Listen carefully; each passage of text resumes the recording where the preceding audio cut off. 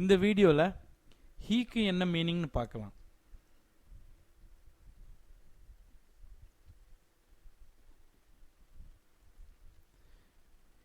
ஹீக்கு அவன், அவர், அவனால், அவரால், அவனுக்கு, அவருக்கு அப்படின்னு தமிழில் இத்தனை மீனிங்ஸ் இருக்கும். ஆனால் இங்கிலீஷில் ஒரே ஒரு வார்த்தை தான் ஹீ மட்டும்தான். இது ஜஸ்ட் தெரிஞ்சுக்கங்க, அவ்வளோதான். இப்போ நான் சொல்கிறேன் ஈ இஸ் எ டீச்சர். அப்போ அவர் ஒரு ஆசிரியர். இந்த இடத்துல ஹீனா அவர்.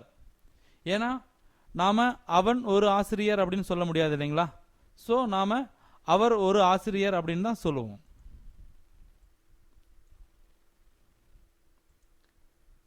இப்போ ஈ இஸ் எ ஸ்டூடெண்ட்.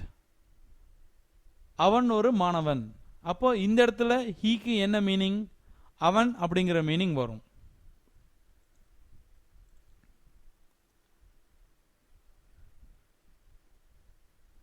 இப்போ நான்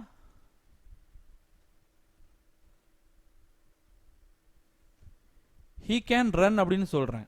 இந்த இடத்துல அவனால் ஓட முடியும். இந்த இடத்துல ஈக்கு என்ன மீனிங்? அவனால். He can win the game. அவரால் விளையாட்டில் வெற்றி பெற முடியும். இந்த இடத்துல ஹீக்கு என்ன மீனிங்? அவரால். ஸோ அவன், அவர், அவனால், அவரால்.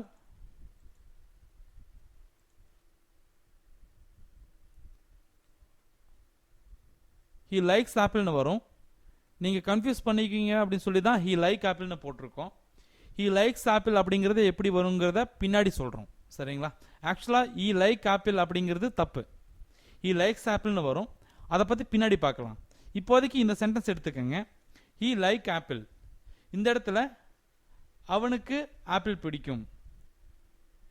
இவர் கொஞ்சம் பெரிய ஆள். இவரை பார்த்து சொன்னான்னா அவருக்கு ஆப்பிள் பிடிக்கும்னு சொல்லுவோம்.